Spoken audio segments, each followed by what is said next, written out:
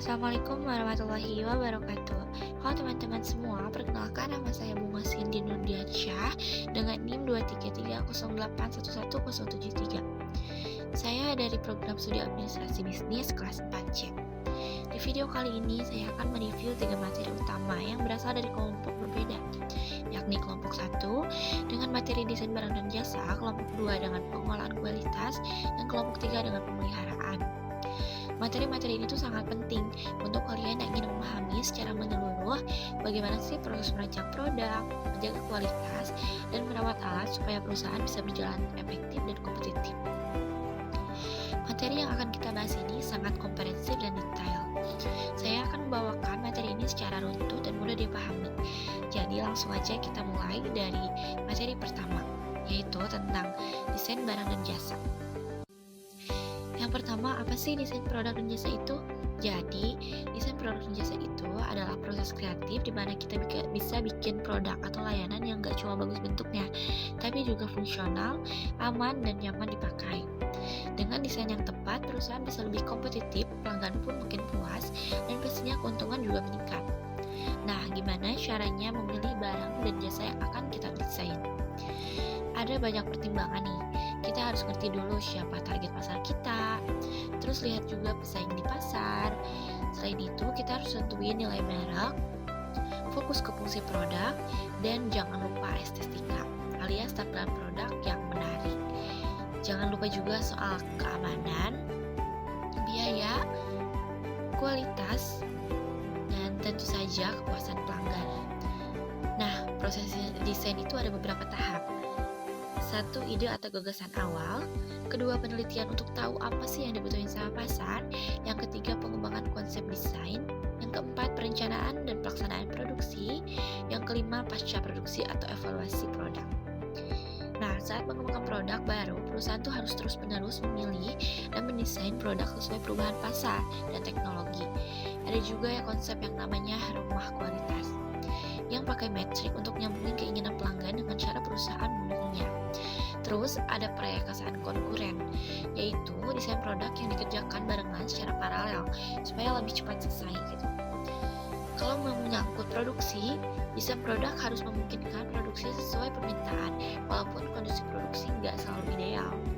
Teknologi yang sering dipakai dalam desain dan produksi itu kayak CAD, desain berbentuk komputer, CAM, manufaktur berbentuk komputer, dan bahkan pencetakan 3D untuk prototipe. Berbicara soal pengembangan produk, kecepatan itu kunci. Perusahaan bisa kembangkan produk secara internal atau lewat kerjasama seperti aliansi dan ventura bersama. Dokumen juga penting untuk produksi sebagai gambar prakarya atau detail komponen, bill of material atau daftar bahan dan komponen, lembaran roadmap, langkah produksi, instruksi kerja, dan pengelolaan perubahan desain. Untuk desain jasa, metode yang sering dipakai adalah analisis jaringan rantai proses atau PCM. Keberlanjutan juga menjadi perhatian utama dalam rantai pasokan dan desain produk. Kita harus lihat dari sisi lingkungan dan sosial. Misalnya, dengan mengurangi limbah, pakai energi terbarukan, dan pilih pemasok yang bertanggung jawab. Standar dan regulasi juga sangat penting supaya produk aman, legal, dan berkualitas. Misalnya standar SNI ISO 9001 untuk mutu atau BPOM untuk produk makanan obat. Kesimpulannya, desain program jasa ini bukan cuma soal tampilan, tapi bagaimana produk itu dapat memenuhi kebutuhan pasar dan diproduksi secara efisien. Dengan desain yang cepat, tepat, perusahaan bisa lebih kompetitif dan pelanggan pun makin puas. Jadi gampang kan?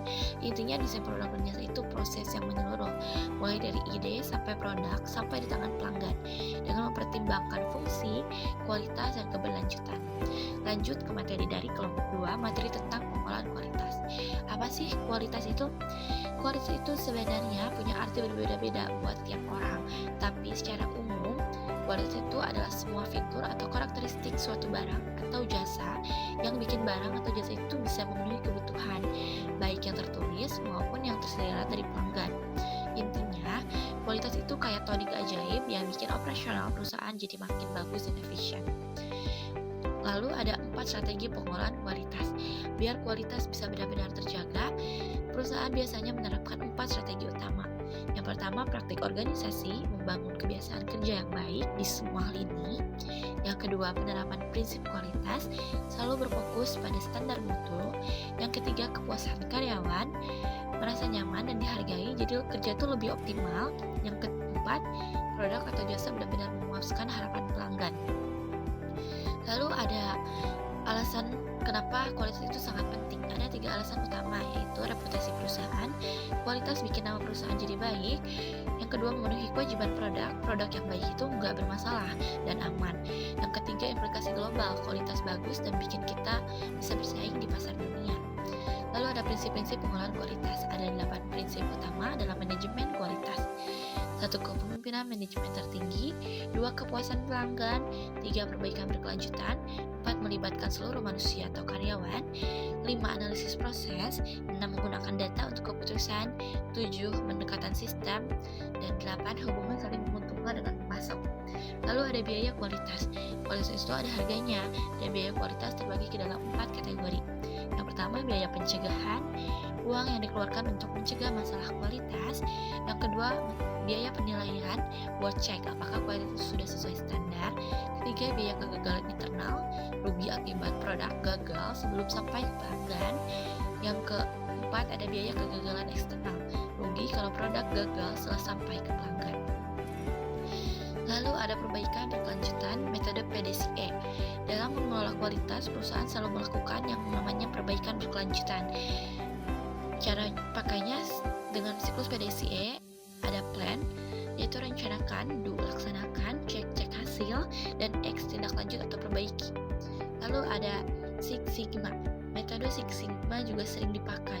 Ini fokus pada kepuasan pelanggan dan pengendalian proses secara ketat melalui DMAIC, define, menentukan masalah, measure, mengukur, analyze, menganalisis, improve, memperbaiki, dan control, mengendalikan.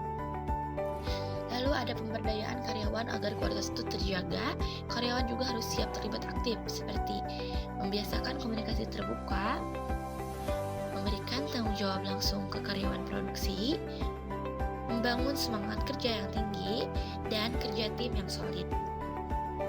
Lalu ada tolak ukur atau benchmarking. Untuk memastikan kualitas produk kita sudah oke, perlu melakukan benchmarking, yaitu membandingkan proses atau hasil kita dengan yang terbaik sebagai tolak ukur, lalu berusaha menyaingi atau melebihinya. Selanjutnya ada just in time atau JIT. Metode JIT juga sering diterapin. Tujuannya mengurangi biaya kualitas, meningkatkan kualitas, dan menurunkan jumlah persediaan barang sehingga lebih efisien. Lalu ada konsep Taguchi. Konsep Taguchi mengajarkan bahwa kualitas itu nggak cuma tentang hasil akhir, tapi juga seluruh prosesnya. Ada 3 utama: ide, kekuatan kualitas, fungsi kerugian, dan kualitas orientasinya pada target. Lalu ada alat-alat manajemen kualitas atau TQM. Beberapa alat yang biasa dipakai misalnya lembar periksa atau check sheet, diagram pencar atau scatter diagram, diagram sebab akibat atau cause effect, grafik Pareto, diagram alur, histogram, pengendalian proses statistik. Infeksi dan pengendalian kualitas. Infeksi dilakukan di berbagai tahap, mulai dari produksi bahan baku, saat barang sampai, sebelum proses mahal, selama produksi, sampai sebelum dikirim ke pelanggan. Tujuannya supaya kita yakin produk yang keluar tuh benar-benar berkualitas dan minim cacat. Jadi manajemen kualitas itu proses panjang dan serius, gak cuma soal barang jadi, tapi dari awal sampai akhir produksi melibatkan semua orang, proses alat, bahkan budaya kerja. Nah, kalau semua yang dijalanin itu dengan konsisten, perusahaan bakal makin efisien, dan pelanggan pun makin senang, dan cita perusahaan bisa jadi makin top. Yang terakhir, ada dari materi kelompok 10, yaitu tentang pemeliharaan. Jadi kita akan bahas dari pengertiannya dulu. Apa itu pemeliharaan? Pemeliharaan adalah segala kegiatan yang dilakukan untuk menjaga agar peralatan dan mesin tetap berfungsi dengan baik. Tujuannya supaya sistem kerja tetap optimal dan terus berjalan lancar. Nah, menurut beberapa lembaga seperti Japan Institute of Plant Maintenance dan TPM India, ada banyak tujuan penting dari pemeliharaan, antara lain memperpanjang umur fasilitas atau mesin, menjamin mesin selalu tersedia dan siap pakai, menjaga keselamatan pengguna mesin, memastikan mesin berfungsi secara optimal, mengurangi biaya pemeliharaan dan stok suku cadang, dan meningkatkan koordinasi antar bagian supaya lebih efisien. Jadi intinya pemeliharaan itu bukan cuma mencegah kerusakan, tapi juga bikin semua proses kerja jadi lebih efektif dan hemat biaya. Nah, sekarang kita bahas jenis-jenis pemeliharaan. Ada dua kelompok besar. Yang pertama, pemeliharaan terencana. Ini yang dilakukan dengan jadwal tertentu atau berdasarkan kondisi mesin seperti preventive maintenance, yaitu pemeliharaan pencegahan yang rutin dilakukan supaya kerusakan tidak terjadi. Lalu ada predictive maintenance yang dilakukan berdasarkan kondisi nyata mesin, misalnya lewat sensor atau monitoring. Lalu ada corrective maintenance atau perbaikan yang terjadi setelah kerusakan terjadi, biasanya dihindari kecuali memang sifatnya kritis. Pemeliharaan tidak terencana biasanya terjadi saat kerusakan mendadak dan harus langsung diperbaiki.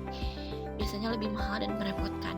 Lalu ada strategi pemeliharaan juga penting dan harus disiapkan dengan baik. Yang pertama ada sumber daya manusia yang terlatih dan cukup. Yang kedua, sistem perencanaan dan prioritas kerja yang jelas. Yang ketiga, kemampuan mengidentifikasi penyebab kerusakan dan memperpanjang waktu antara kerusakan yang disebut MTBF. Sering juga digunakan sistem komputerisasi untuk mengelola pemeliharaan, mulai dari data mesin, jadwal kerja, laporan perbaikan, sampai stok suku cadang. Nah, yang terakhir ada beberapa rumus. Yang pertama ada MTBF, yaitu total waktu operasi dibagi jumlah kerusakan. Jadi ini tuh artinya seberapa lama mesin bisa jalan sebelum rusak. Lalu ada MTTR, jadi ini tuh berapa lama waktu yang dibutuhin untuk memperbaiki kerusakan. Lalu ada availability, ini tuh menunjukkan persentase waktu mesin siap dipakai. Dan failure rate, yaitu jumlah kerusakan dibagi total waktu operasi. Nah, kesimpulan dari materi pemeliharaan ini adalah bahwa pemeliharaan adalah kunci utama untuk menjaga mesin dan peralatan tetap berfungsi optimal, aman, dan efisien. Dengan melakukan pemeliharaan yang tepat, baik yang terencana seperti preventive dan predictive maintenance, maupun penanganan cepat saat kerusakan tidak terduga, kinerja mesin dapat dipertahankan, sehingga operasional pabrik berjalan lancar dengan biaya yang lebih hemat. Nah, mungkin segitu aja ya teman-teman. Itu dia review lengkap dari 3 materi penting yang berasal dari kelompok berbeda. Nah, ketiga materi ini saling berkaitan erat dan membentuk fondasi kokoh dalam manajemen operasi modern. Semoga video ini dapat membantu kalian memahami materi dengan jelas dan lengkap. Jadi teruslah belajar dan semangat menerapkan ilmu ini di dunia nyata. Mungkin terima kasih sudah menonton. Mohon maaf atas kekurangan dan kesalahan. Wassalamualaikum warahmatullahi wabarakatuh.